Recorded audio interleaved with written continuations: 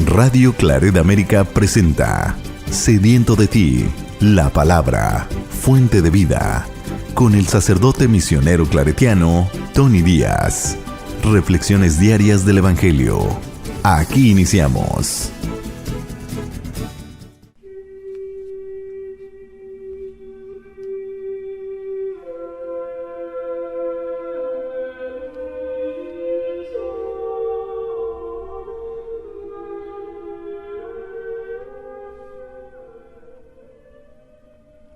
Bienvenidos, hermanos, a nuestras reflexiones bíblicas de las lecturas del día. Hoy es martes de la 34ª semana del tiempo ordinario. Martes de la 34ª semana del tiempo ordinario. La primera lectura de hoy viene del libro del Apocalipsis, capítulo 14, versículos 14 al 19. Yo, Juan, tuve otra visión. Vi una nube blanca, y en ella a alguien que parecía un ser humano, con una corona de oro en la cabeza y una hoz afilada en la mano. Entonces un ángel salió del templo y le gritó con potente voz al que estaba sentado en la nube: «Empuña la hoz y ponte a segar. El tiempo de la cosecha ha llegado ya. La mies de la tierra está madura». El que estaba sentado en la nube pasó su hoz sobre la tierra y recogió la cosecha de la tierra. Salió otro ángel del templo celestial, también él con una afilada hoz en su mano, y salió del templo otra vez. El ángel que tiene poder sobre el fuego le gritó con potente voz al que tenía la hoz afilada: «Empuña tu hoz afilada y corta los racimos de la viña de la tierra, porque sus uvas ya están maduras». El ángel acercó su hoz a la tierra, cosechó la viña de la tierra y echó los racimos en el gran lagar de la cólera de Dios. Pisaron las uvas y el lagar fuera de la ciudad, y del lagar corrió tanta sangre que subió hasta los frenos de los caballos, en una extensión de unos 300 kilómetros. Palabra de Dios.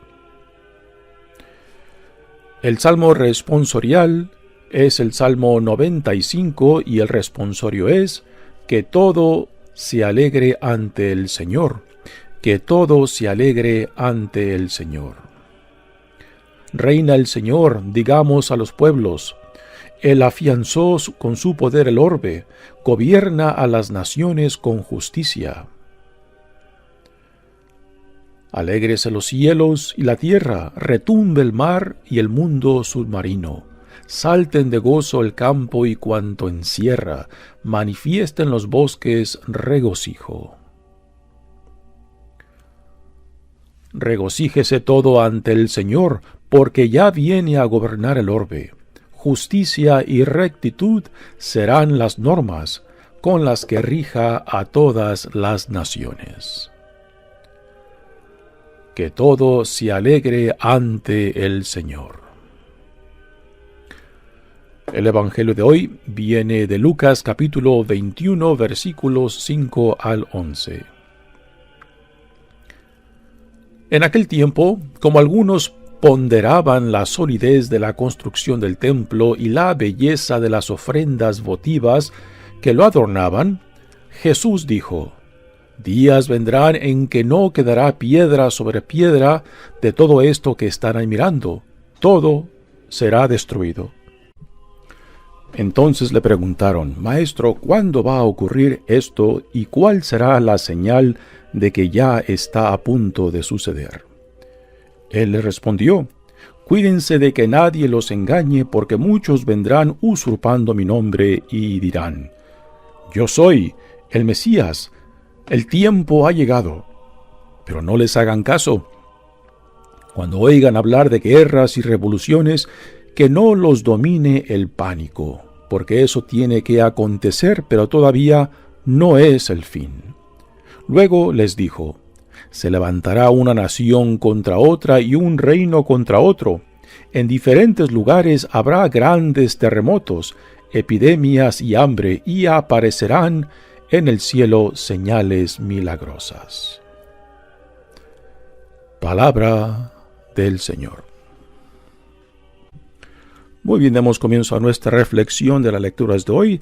En esta lectura del libro del Apocalipsis se nos da otra visión que tiene el autor de este libro, en el cual se nos presentan dos tipos de cosecha. Una que el Hijo del Hombre, o sea, Jesucristo, en su estado glorioso, lleva a cabo la cosecha del juicio final, y después otra cosecha que se lleva a cabo por uno de los ángeles, y es la cosecha de las uvas, que representan la maldad de todos aquellos que se oponen al plan de salvación de Dios. Dice: yo, Juan, tuve otra visión. Vi una nube blanca y en ella a alguien que parecía un ser humano. Nuevamente aquí el símbolo de la nube, símbolo de divinidad. Recordamos cuando Dios libera al pueblo de Israel de la esclavitud de Egipto, dos símbolos que manifiestan la presencia divina de Dios en ese acompañamiento es por el día una columna de nube y por la noche una columna de fuego. Tanto la nube como el fuego son presencia divina. Igualmente aquí, en esta visión de Juan, la nube en la cual está sentada el Hijo del Hombre, Jesucristo, representa su divinidad. Y después dice: con una corona de oro en la cabeza y una hoz afilada en la mano. La corona es la corona de la victoria sobre el pecado y la muerte, o sea, en la resurrección. Y la hoz es el símbolo de aquel que cosecha.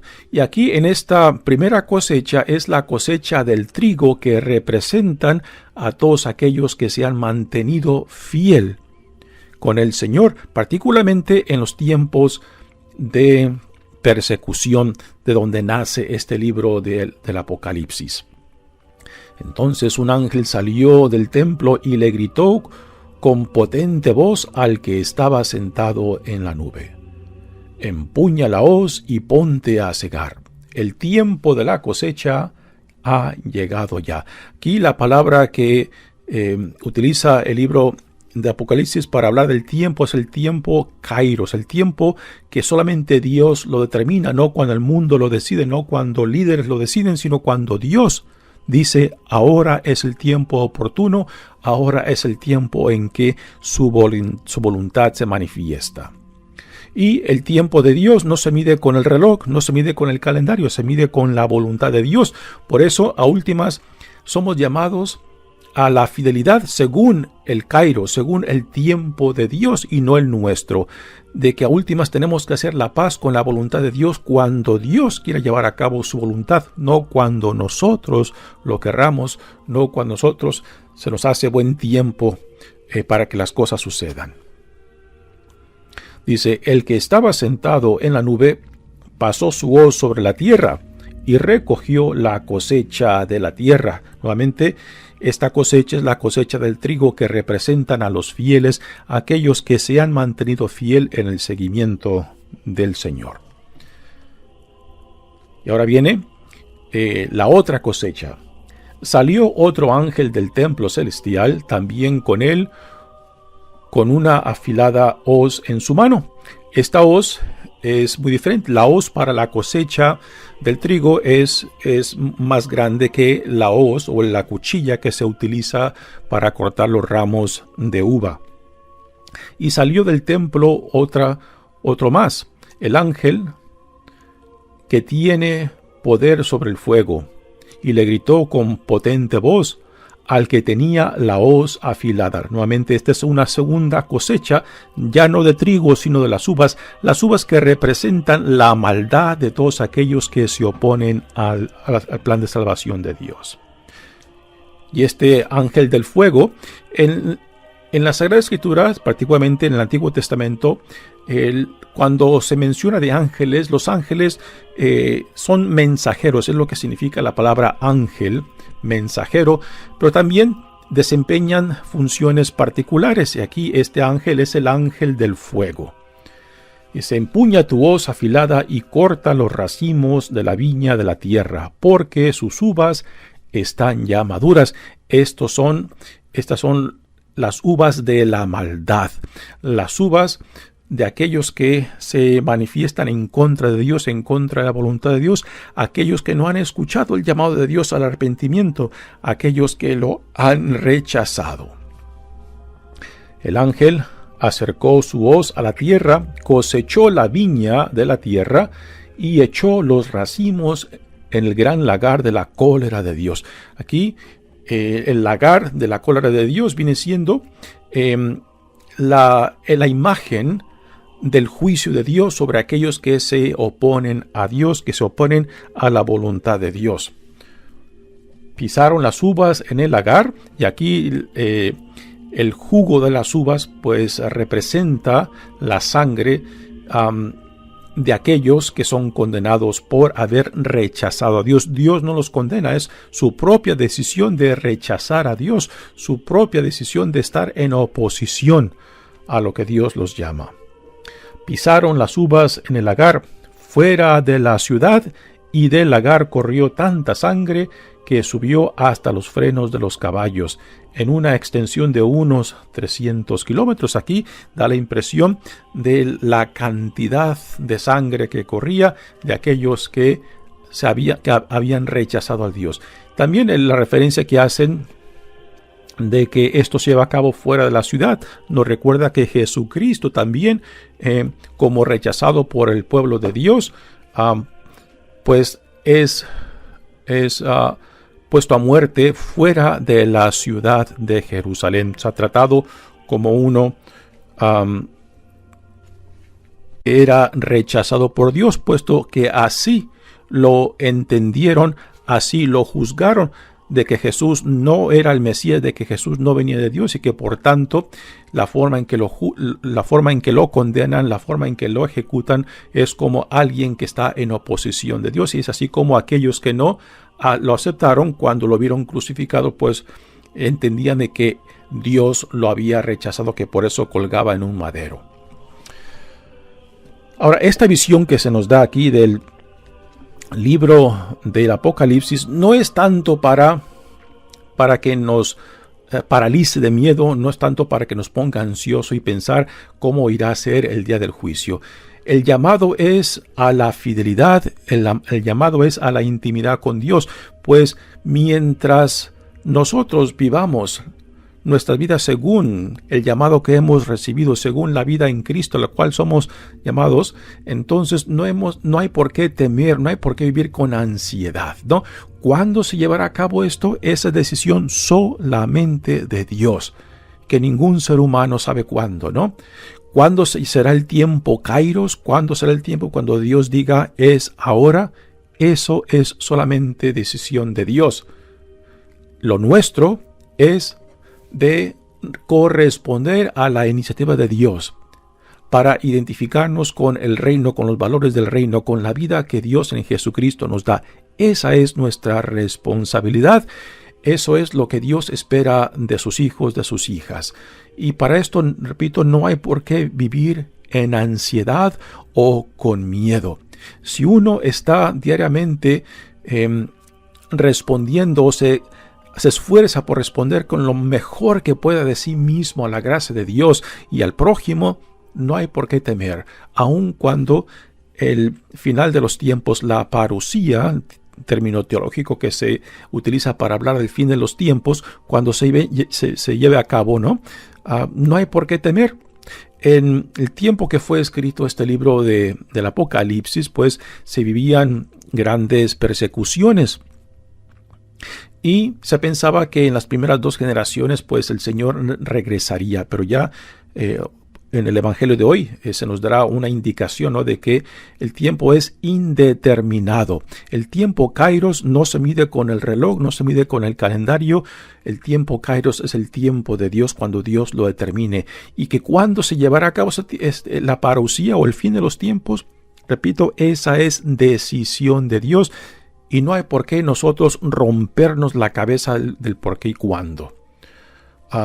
Lo que sí nos toca simplemente corresponder a lo que somos llamados en Cristo.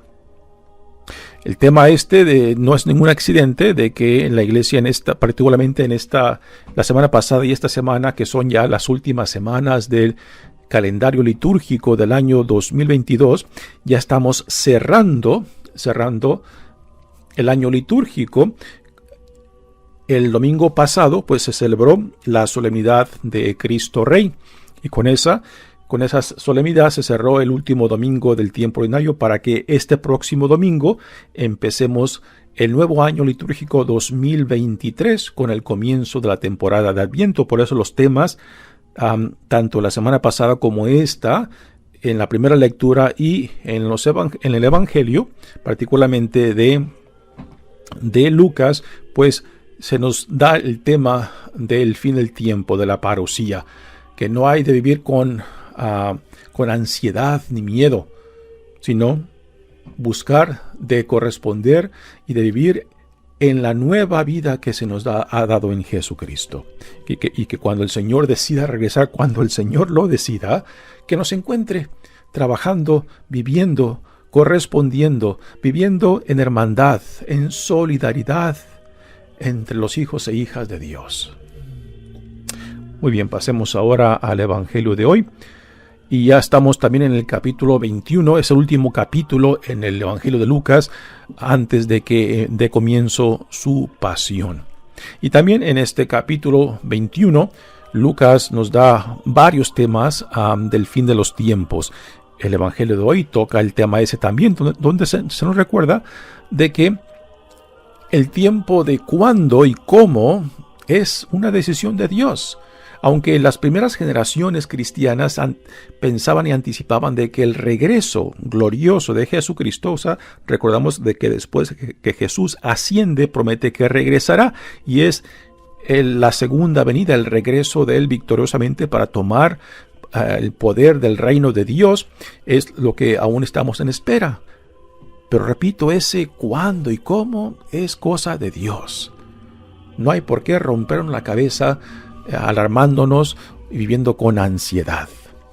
Dice el Evangelio de hoy: en aquel tiempo, como algunos ponderaban la solidez de la construcción del templo y la belleza de las ofrendas votivas que lo adornaban. Aquí hay que utilizar la imaginación. Jesús está con sus discípulos y otra gente en el templo y están admirando el templo.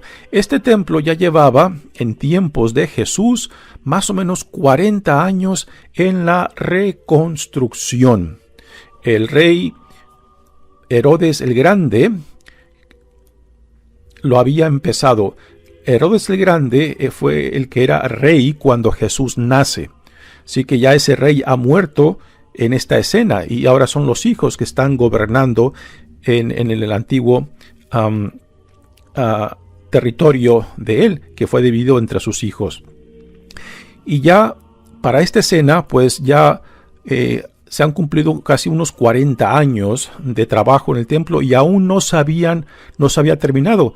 El templo lo acabarán de construir más o menos en el año 64, unos 24 años más de la escena que se nos narra en este evangelio, y los discípulos están admirando la belleza. Se decía que el templo de Jerusalén era una de las maravillas del mundo de aquel entonces.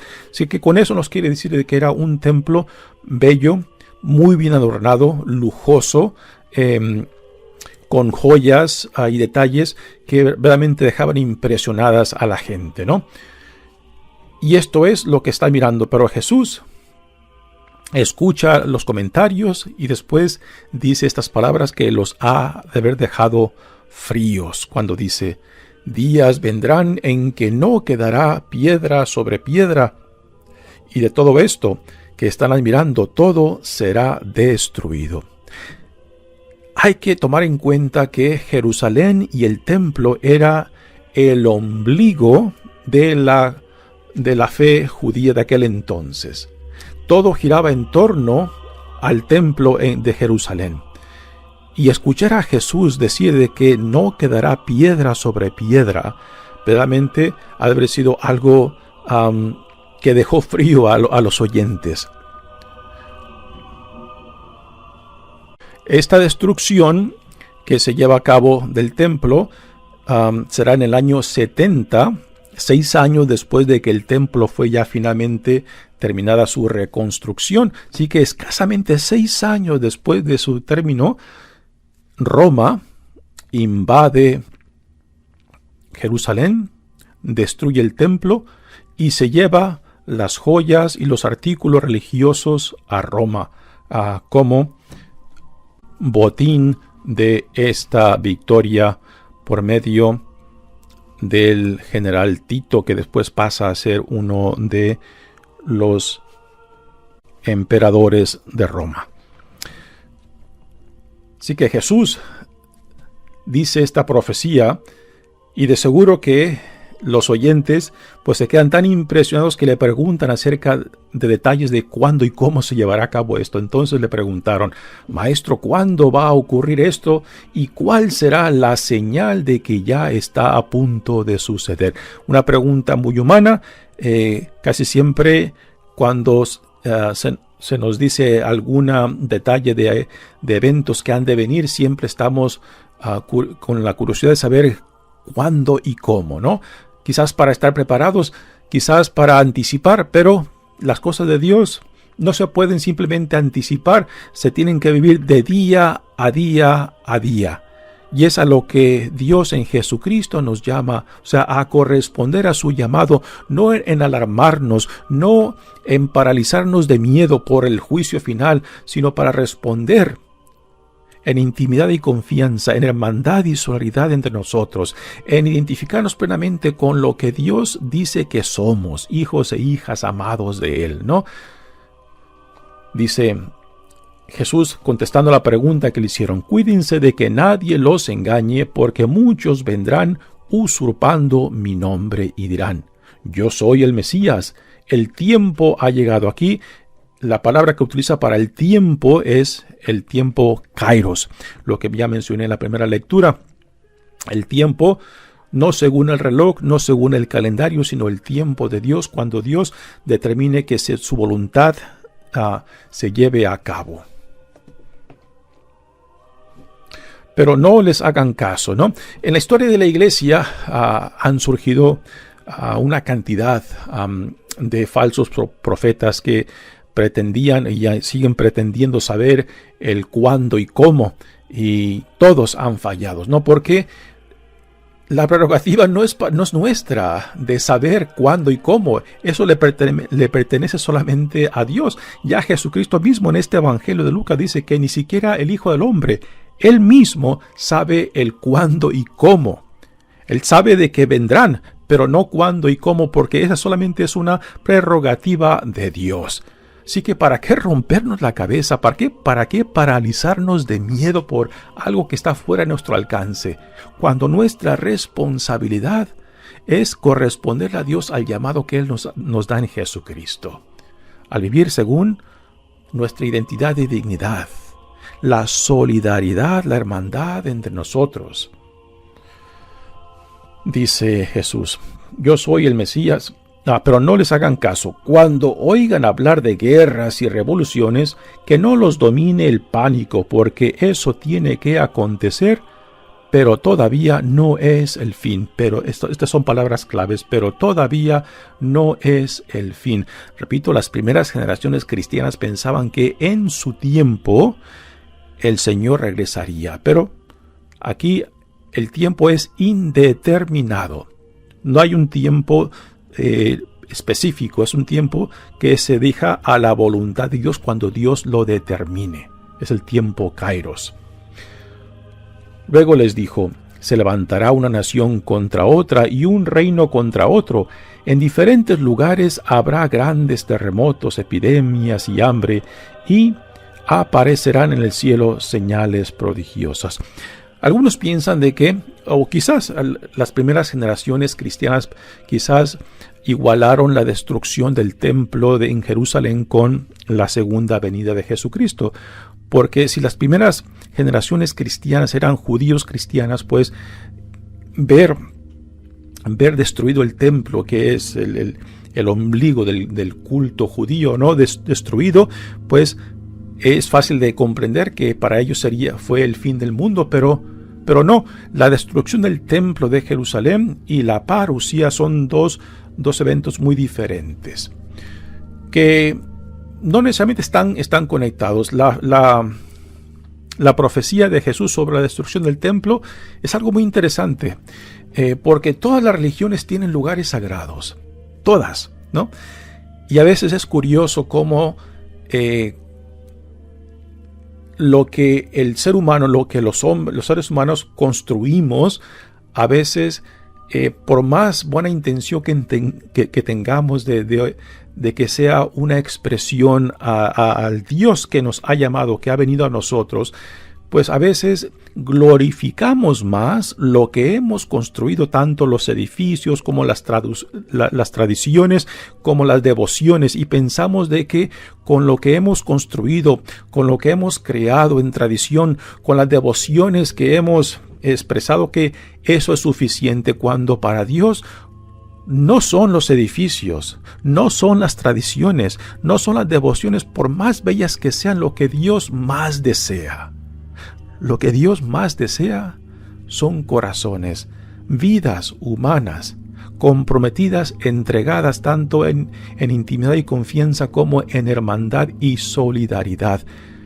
Por eso es la destrucción del templo de Jerusalén.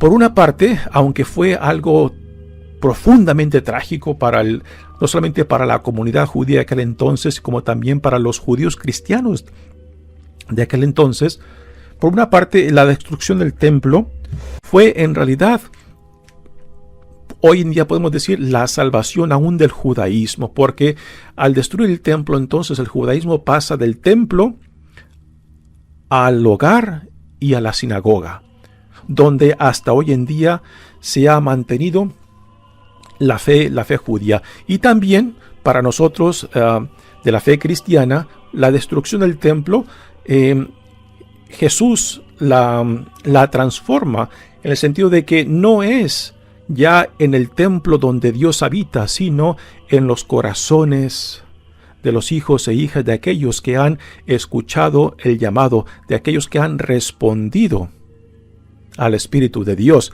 Y donde quiera que 2 o 3 se encuentren, ahí está presente Dios. Ya para nosotros, cristianos, no son los edificios donde hemos de encontrar necesariamente a Dios. Es en la relación de hermandad, es en la solidaridad, es en la hermandad de sabernos como comunidad del reino, fundada en el Espíritu, sobre la gran victoria que Dios ha llevado a cabo en la resurrección de Jesucristo, su Hijo amado. Así que ya para nosotros, aunque como parte de nuestra historia católica no tenemos una cantidad, ya sea en edificios impresionantes, bellísimos, el arte religioso que hemos creado, las liturgias bellísimas que nos ayudan a expresar nuestra fe, nuestra confianza en Dios, ahí no es donde se encuentra la gloria de Dios. La gloria de Dios tiene que brillar por excelencia en los hijos e hijas de Dios, en la forma en que vivimos, en la forma que correspondemos tanto a Dios como al prójimo entre nosotros, ¿no? Es ahí donde tiene que manifestarse más claramente la gloria de Dios. Pero tristemente, en la historia hemos puesto el énfasis, hemos defendido a capa y espada edificios, lugares sagrados, ¿no? Y a causa de defender estos lugares sagrados hemos derramado mucha sangre, ¿no? Y nos olvidamos que la gloria de Dios brilla más esplendorosamente en las vidas de aquellos que verdaderamente se identifican con la visión del reino. Así que por más bellas que sean tanto los edificios, tanto el arte, tanto las liturgias, tanto la poesía, que el ser humano, que los creyentes crean para glorificar a Dios, no es en eso donde debe estar centrada nuestra atención, sino en las vidas, en los corazones de los hijos e hijas de Dios, que es ahí donde la gloria de Dios tiene que brillar más claramente.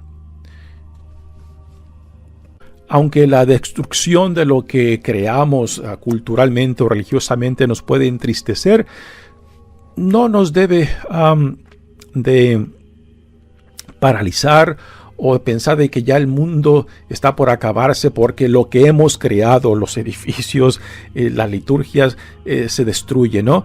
Yo creo que eso debe ser muy secundario, pero muy, muy secundario a donde debe verdaderamente manifestarse la gloria de Dios. Yo, para apreciar lo que estamos leyendo aquí, a veces me recuerda, a veces me ayuda a ver lo que en otras religiones hacen para manifestar la confianza en Dios más allá de lo que nosotros creamos. Por ejemplo, en la religión, bueno, no religión, porque realmente no es una religión, es la tradición budista. Hay algo que los monjes budistas de Tibet hacen. Por ejemplo, esas mandalas con arena de diferentes colores son unas obras de arte bellísimas que toman días para hacerlas, ¿no? Y después de que la hacen, después de que la terminan, ceremonialmente toman una escobeta y empiezan a barrer toda la arena del arte, y son artes bellísimas que construyen, ¿no? Y en eso, por lo menos a mí, cuando veo esa expresión religiosa, que nuestra atención no debe estar en lo efímero, en lo temporal, sino en lo eterno, ¿no? Así como lo han construido, así igualmente lo deshacen, lo destruyen, ¿no? Lo barren. Pues igualmente nosotros somos llamados a poner los ojos, el corazón, no en lo temporal, no en lo efímero, no en lo que hemos construido, por más bello que sea, sino en las vidas de los hijos e hijas de Dios, en los cuales hemos de glorificar y alabar a Dios. Mi nombre es Padre Tony Díaz, misionero claretiano. Que Dios los bendiga. Radio Claret América presentó Sediento de ti, la palabra. Fuente de vida. Sus comentarios son importantes. Contáctenos en radioclaretamerica@gmail.com.